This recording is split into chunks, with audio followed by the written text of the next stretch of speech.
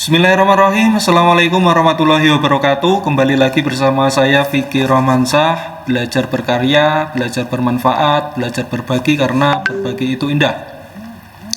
Kali ini saya akan membahas tentang mengenal host dan moderator dalam acara video conference seperti meeting online, webinar ya, secara daring maupun online memakai aplikasi-aplikasi Google Meet, Webex maupun Zoom yang biasanya dipakai ya.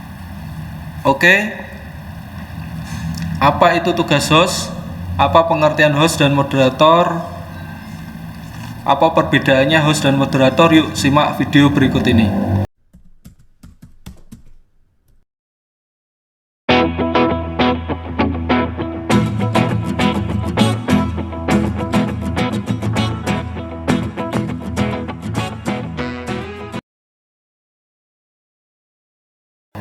Baik, yang pertama kita bahas pengertiannya dulu. Yang pertama kita bahas host. Host itu artinya tuan rumah, ya. Dalam hal kegiatan meeting online, host itu adalah pemilik meeting dengan akses penuh. Jadi dia itu tuan rumah, ya, yang memoderasi jalannya meeting. Ya, mengadmit peserta, mengeluarkan peserta, mematikan mikrofon peserta dan lain sebagainya. Ya, itu adalah host. Jadi host itu adalah yang paling memiliki akses penuh. Dia dapat menjadikan peserta dalam meeting tersebut menjadi co-host, ya, menjadikan host sementara seperti itu. Terus yang kedua adalah moderator. Moderator itu adalah orang yang bertindak sebagai penengah. Ini kalau dalam Kamus Besar Bahasa Indonesia itu artinya adalah orang yang bertindak sebagai penengah, hakim, wasit atau sebagainya. Pemimpin, yang kedua pemimpin sidang, rapat atau diskusi yang menjadi pengarah pada acara pembicaraan atau pendiskusian masalah. Terus memimpin diskusi, ya. Dalam bahasa Inggris moderator itu artinya orang yang memoderasi atau menengahi. Di Kamus Merriam-Webster, moderator diartikan sebagai orang yang memandu pertemuan, rapat atau diskusi. Dalam diskusi online atau webinar, moderator biasanya disandingkan dengan narasumber atau pembicara, ya. Tugas keduanya ini sangat penting, ya. Penting sekali, ya. Tidak bisa dipisahkan antara satu dengan yang lain, tergantung dengan event kegiatannya atau acaranya seperti apa. Bisa memakai host saja atau bisa memakai keduanya, host dan moderator, ya. Tapi yang paling berperan di sini adalah host, karena host itu adalah tuan rumahnya. Lanjut, apa sih tugas host dalam acara meeting online itu?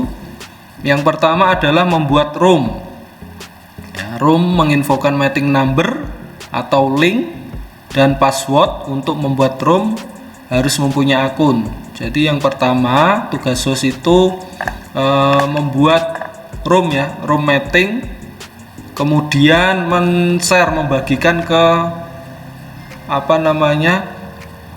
grup pesan singkat seperti WhatsApp maupun Telegram dan lain sebagainya, ya. Itu. Yang kedua adalah mengapprove, mensetujui, ya, apakah peserta ini dapat bergabung ke meeting room tersebut atau tidak, ya.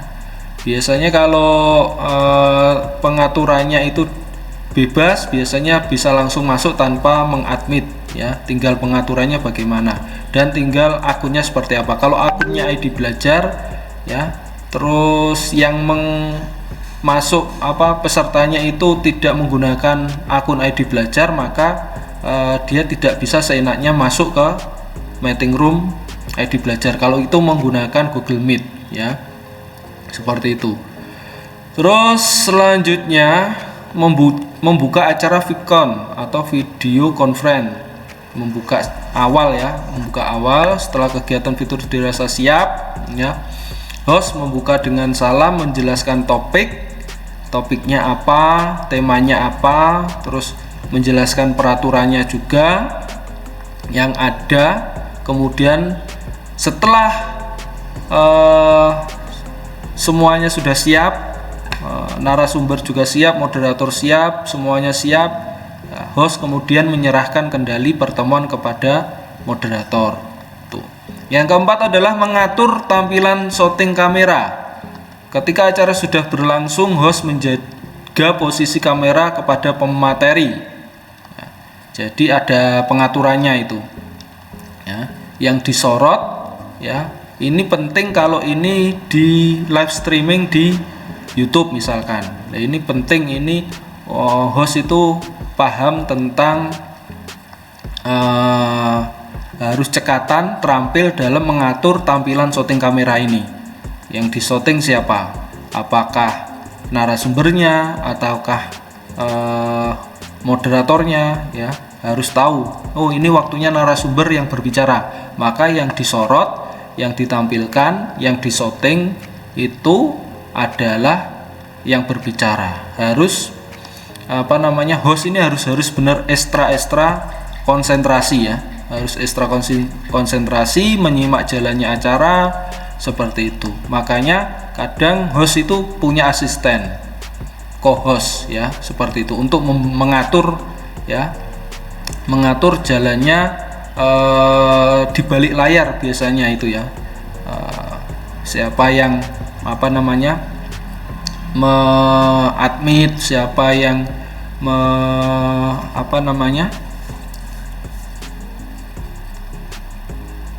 menstreamingkan ke YouTube ya, ada tugas-tugasnya, dan itu tidak cukup hanya satu orang saja. Kalau acara besar ya, itu nggak cukup satu orang ya, seperti itu, apalagi di streamingkan ke YouTube ya, harus ada co-hostnya, ada pembantunya, seperti itu. Yang kelima, tugas host itu adalah memastikan mikrofon peserta dalam kondisi off ketika acara berlangsung ya. Jadi host ini juga harus cekatan dalam hal mematikan mikrofon peserta ya, ketika acara sedang berlangsung atau ketika narasumber sudah menyampaikan materi ya, itu nggak boleh ada suara-suara yang bocor ya, agar tidak mengganggu jalannya webinar atau jalannya diskusi, seperti itu. Jadi sangat berperan sekali ya tugas host itu. Yang keenam adalah membantu moderator selama acara berlangsung demi kelancaran acara ya. Jadi host dan moderator ini saling koordinasi ya, seperti itu agar tercapai acara yang diinginkan.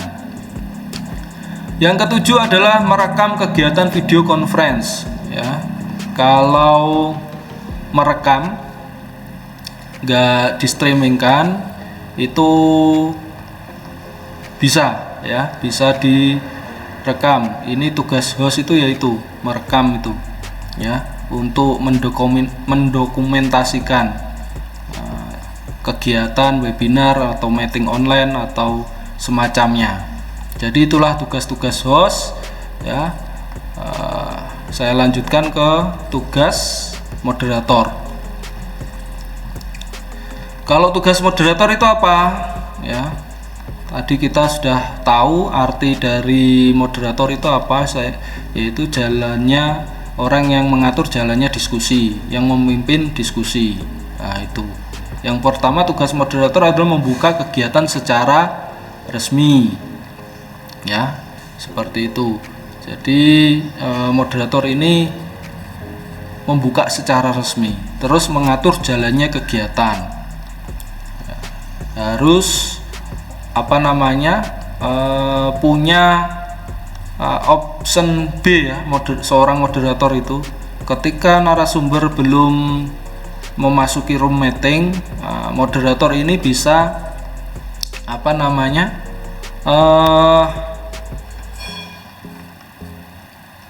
memiliki option B, misalkan dikasih ice breaking, kasih pertanyaan, atau ada kegiatan-kegiatan lain. Nah, ini harus kreatif ya. Seorang moderator itu harus kreatif, inovatif ya. Itu. Yang ketiga adalah memberikan kesempatan narasumber untuk menyampaikan materi.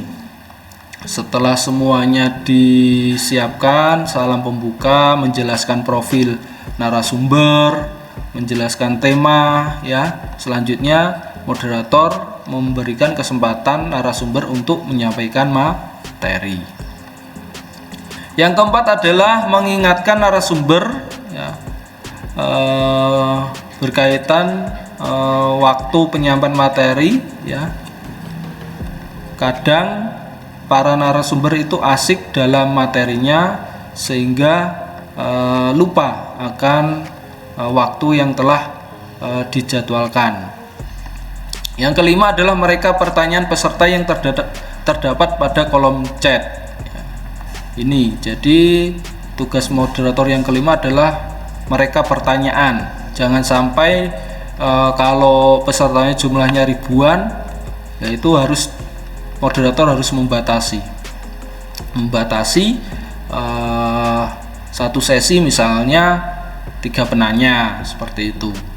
Nah, seperti itu ya untuk tugas moderator yang kelima. Jangan sampai nanti pertanyaan-pertanyaan peserta ini terlewatkan. Maka dari itu moderator harus juga sigap dan cermat dalam mengecek di kolom chat, ya, pada saat sesi tanya jawab. Yang keenam adalah memantau reaksi peserta. Nah, ini penting. Apakah pesertanya ngantuk ataukah pesertanya antusias atau tidak? Nah, ini nanti tugasnya moderator ini PR-nya moderator, ya, agar jalannya acara, jalannya diskusi itu menarik, ya, seperti itu. Yang ketujuh adalah mengatur lajunya diskusi tanya jawab jika ada pertanyaan langsung dari peserta. Tuh. Yang kedelapan, mengakhiri kegiatan bersama narasumber jika waktu sudah selesai dengan meminta kesimpulan pesan dari narasumber, ya, bukan pesan narasumber sebelum mengakhiri kegiatan. Terus yang ke-9, menyerahkan room video conference ke host, dan host akan menutup sesi video conference tersebut atau meeting online tersebut. Ada tambahan, tugas dari moderator adalah ikut menjawab salam atau memberi reaksi terhadap presentasi dari narasumber. Oleh karena itu, moderator harus mengikuti jalannya kegiatan dengan baik. Usahakan mikrofon selalu menyala. Lebih baik moderator dan narasumber tidak dalam satu ruangan yang sama untuk menghindari feedback audio.